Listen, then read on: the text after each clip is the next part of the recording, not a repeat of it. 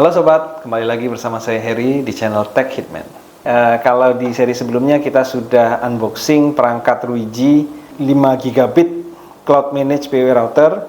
Kali ini, di seri kali ini kita akan melakukan konfigurasi. Kita akan belajar bagaimana sih cara mengkonekin Ruiji Reye ini ke jaringan kita. Oke, tanpa membuang waktu lagi kita akan ambil perangkatnya. Ya, perhatikan bahwa ini membutuhkan DC 54 volt, artinya adaptornya, kalaupun satu saat adaptor ini perlu diganti, Anda harus memastikan bahwa voltasenya tetap sama. Oke, sekarang kita akan coba menyalakan. Oke, nyalakan. Oke, nah sekarang kita tinggal colokin ke sini. Nah sekarang perangkatnya udah nyala nih. Ini untuk kemudahan saya akan tutup dulu kotaknya. Oke. Tentu saja untuk ini kita akan butuh dua kabel. Yang pertama kabel untuk dihubungkan ke internet, yang kedua adalah kabel yang dihubungkan ke perangkat laptop kita. Kali ini sebenarnya ada dua metode yang bisa digunakan untuk mengkonfigurasi Ruiji Reye. Kita juga bisa menggunakan perangkat mobile phone yang nanti akan kita saksikan di episode berikutnya. Kali ini kita akan melakukan konfigurasi melalui laptop kita. Oke, sekarang kita sudah ada kabel internet. Jadi saya punya dua kabel. Satu kabel menuju ke internet yang akan dikoneksikan ke port wide area network, ke port internetnya. Satu lagi di laptop saya punya kabel yang akan berfungsi sebagai LAN. Jadi nanti laptop saya akan menjadi klien pertama. Mari kita hubungkan. Oke, sekarang kita akan lihat konfigurasinya. Pertama, sebelum kita melakukan konfigurasi apapun, yang harus kita pastikan adalah IP yang kita gunakan adalah IP yang tepat. Mari kita lihat. Oke, berapakah IP dari perangkat Ruiji yang baru, yang tersetting, yang berada pada konfigurasi default setting akan memiliki IP 192.168.110.1. Oleh sebab itu, kita harus pastikan perangkat laptop yang terhubung memiliki IP 192.168.110 something, satu subnet yang dapat kita gunakan. Di laptop saya akan menggunakan IP 192.168.110.10. Oke, sekarang kita akan buka portal untuk mengakses router kita untuk pertama kali. 192.168.110.1. Oke, karena sudah terhubung, maka portal ini akan langsung melakukan scan terhadap perangkat-perangkat router yang ada di sekitarnya, yang terkoneksi secara langsung. Dia di sini kelihatan ada DHCP internet, kemudian ada router 1, switch, AP, tapi semuanya 0. Kenapa? Karena kita baru menghubungkan sebuah router saja. Di My Network akan terlihat hasil scan berupa serial number, IP address, MAC address, dan software versionnya. Oke, bila kita merasa ada perangkat yang sebenarnya terhubung tapi masih belum muncul, kita bisa lakukan rediscover. Tapi karena memang saat ini kita hanya memiliki satu perangkat, maka kita akan start setup. Oke, pada saat setup pertama kali, maka kita akan diminta untuk create network dan connect. Ruiji atau Reye menganggap bahwa tiap perangkat itu harus terhubung ke sebuah project, sebuah lokasi, bisa sebuah client dan lain sebagainya. Sehingga kita harus menentukan perangkat kita akan dimasukin ke project yang mana, dimasukin ke site yang mana. Pertama kali kita akan melakukan setting network. Sekarang kita buat network name review.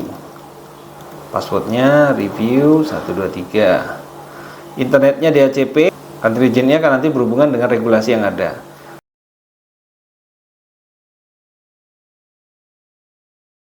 Lalu time zone ini untuk melihat log nanti, karena jika kita time zone-nya tidak sesuai, maka nanti kita akan melihat log jam orang connect, jam orang tidak connect, itu akan jadi berbeda. Kita create network dan connect.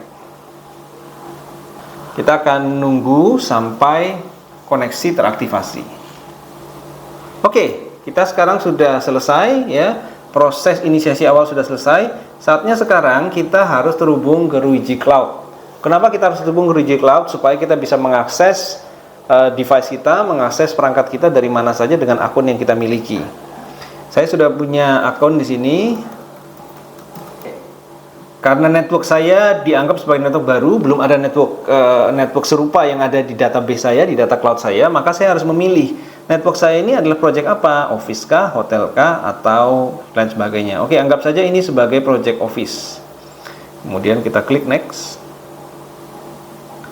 Lalu topologinya, dia akan otomatis akan melakukan penggambaran terhadap topologi yang ada. Ada satu device going online, mencoba untuk online. Kita tunggu sampai Ruiji Cloud ini bisa mendeteksi perangkat kita. Artinya perangkat kita sudah bisa connect ke Ruiji Cloud. Di sini kita punya dua pilihan. Kita mau masuk ke eWeb atau masuk ke Ruiji Cloud. Apa sih yang dimaksud dengan eWeb dan Ruiji Cloud? eWeb itu artinya kita akan mengakses web-based configuration yang ada di router kita secara lokal. Kalau kita mau masuk ke Ruiji Cloud, maka kita akan masuk ke cloud-nya. Kita akan coba lokal dulu. eWeb, klik eWeb. Maka kita akan masuk ke konfigurasi dari router ini. Oke, sekarang kita sudah masuk ke eWeb, di mana ini adalah konfigurasi lokal, di mana kita mengakses perangkat kita secara lokal tanpa terkoneksi ke dalam cloud. Apa sih benefitnya? Pertama, pastinya akan lebih cepat karena kita tidak pakai koneksi internet, tapi kita hanya bisa mengakses project kita, sehingga kita tidak bisa mengakses project-project lain, karena project-project lain itu tersimpan di dalam cloud. Nah, eWeb ini kita akan masuk ke portal di mana ada informasi. Pertama ada topologi, dan tunjukin berapa sih traffic yang keluar masuk dari port LAN dan WAN dan lain sebagainya. Ya, satu device online, ya, belum ada klien karena saat ini perangkat laptop saya masih menggunakan IP statik. Dan bila kita refresh eWeb-nya, maka nanti kita akan melihat satu klien. Siapakah klien ini? Ya, itu adalah laptop saya sendiri. Nah, sampai di sini gateway ini sudah berfungsi. Tapi apa yang bisa kita lakukan? Apa konfigurasi lain yang bisa kita lakukan untuk mengoptimalkan dan memaksimalkan potensi dari gateway ini? Kita akan lihat di bagian network. Kita akan lihat menu per menu. Di sini ada network planning, di mana kita bisa melakukan planning, menambahkan VLAN, menambahkan VLAN untuk WiFi maupun untuk wired dan lain sebagainya. Di sini adalah konfigurasi WiFi. Ya, kita bisa mengatur WiFi setting, kita bisa mengatur guest WiFi. Ya, guest WiFi ini adalah semacam hotspot di mana guest itu harus memasukkan beberapa credential sebelum bisa mengakses. Mari kita coba. Bila melakukan enable, nanti kita akan bisa mengatur SSID khusus untuk guest, brandnya dan lain sebagainya. Lalu ada WiFi list. WiFi list ini adalah perangkat-perangkat WiFi dan konfigurasi WiFi apa saja yang ada. Nah, sayangnya karena RIE ini memang target marketnya adalah SMB, maka SSID yang bisa ditambahkan adalah maksimum 8. Dan untuk level perusahaan SMB atau level di rumah gitu ya, 8 SSID udah lebih dari cukup. Ini ada healthy mode. Kemudian healthy mode ini digunakan untuk apa? Karena banyak orang merasa bahwa kalau Wi-Fi-nya terlalu powerful dan lain sebagainya, maka itu bisa merusak kesehatan, sehingga Ruiji RIE itu punya satu health mode yang artinya pada saat tidak digunakan maka Wi-Fi akan memancarkan seminimal mungkin sinyal Wi-Fi, ya. Tapi pada saat dibutuhkan untuk koneksi dari klien yang cukup jauh, maka Wi-Fi akan kerja lagi. Load balancing ini digunakan untuk melakukan load balance beberapa akses point, karena ini topologinya masih di WiFi ya. Jadi load balancing ini bila kita memiliki banyak akses point, maka kita bisa melakukan load balance. Jadi klien-klien tidak akan penuh di satu akses point, tapi akan tersebar. Ini ada view, ini ada network optimization, radio frekuensi kita bisa pilih, gitu ya. Yang 2,4 mau pakai frekuensi berapa, 5 giga channel pakai frekuensi berapa, termasuk client count, maksimum klien yang bisa terkoneksi ke AP tersebut. Ada juga RIE Mesh. Inilah fitur RIE Mesh di mana kita bisa melakukan konfigurasi mesh dengan sangat mudah dengan perangkat AP yang mensupport mesh.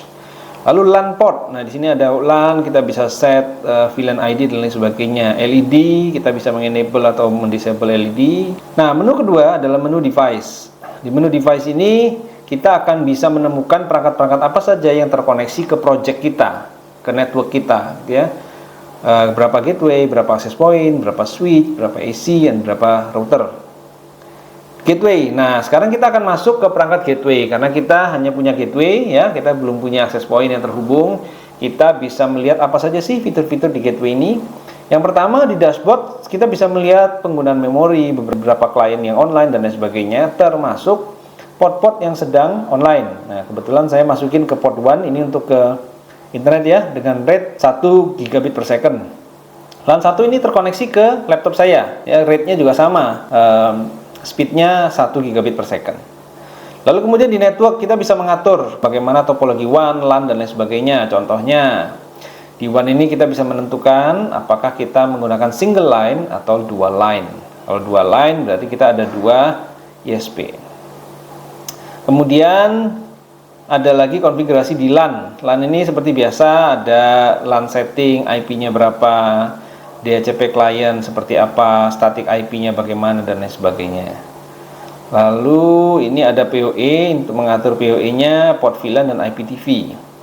Nah, untuk security kita bisa mendapatkan 2 fitur security di sini, yaitu ARP list dan MAC filtering. Behavior. Nah, sekarang ini adalah salah satu fitur yang paling saya rasa sangat berguna bagi pelanggan rumahan maupun pelanggan kantoran. Apa saja? Yang pertama adalah app control. App control ini bisa memblok beberapa aplikasi-aplikasi yang terkenal, yang standar ya. Kita bisa pilih grupnya, kemudian kita bisa pilih aplikasi apa yang mau diblok. Apakah kategori video, streaming, media player dan lain sebagainya, shopping, online shopping, apa aja online shoppingnya kita bisa centang di sini. Secara otomatis aplikasi-aplikasi itu akan terblok. Oke, selain aplikasi kontrol, dia juga punya website management. Ini untuk berbasis website ya. Jadi kita bisa lakukan berbasis website, misalnya website www.something.com. Kita juga bisa melakukan filtering website per website, atau kita bisa jadikan dalam grup. Nah, ini adalah beberapa website group ya, website group yang sudah ada dan bisa di-define. Games, finance, live, music. Kita bisa blok itu semua dengan sangat mudah. Lalu ada flow control, access control, user management, dan time management. Nah, time management nih kita akan ngintip dulu. Time management itu artinya kita bisa membuat koneksi internet itu jalan atau mati di waktu-waktu tertentu. Kemudian VPN, ini fitur standar dari setiap router ya. Jadi ada VPN client, VPN server, dan lain sebagainya. Untuk advance, nah ini cukup advance nih. Ini mungkin harus kita jadikan satu sesi tersendiri. Ada routing, PPOE server. Jadi router yang imut-imut ini itu bisa jadi PPOE server loh guys. Kemudian diagnostik ini adalah menu untuk melakukan pengecekan. Lalu sistem seperti biasa untuk login, manajemen, upgrade, dan reboot. Klien ini menunjukkan siapa saja yang terkoneksi. Ini ada online client, ada blacklist atau whitelist. Karena kliennya baru satu, ini baru. Nah, ZenBook ini adalah laptop saya nih. IP-nya kelihatan, current rate-nya, penggunaan, bandwidth-nya juga bisa kelihatan. Oke, blacklist, sistem, standar. Oke, demikian fitur-fitur dari gateway yang bisa kita review secara singkat. Untuk detailnya nanti kita akan coba berikan per topik ya.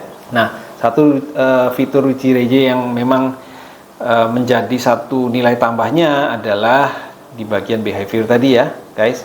Jadi bisa apps control dan website management. Oke, bila Anda menyukai review kami, jangan lupa like, comment, dan subscribe. Dan sampai ketemu di review selanjutnya.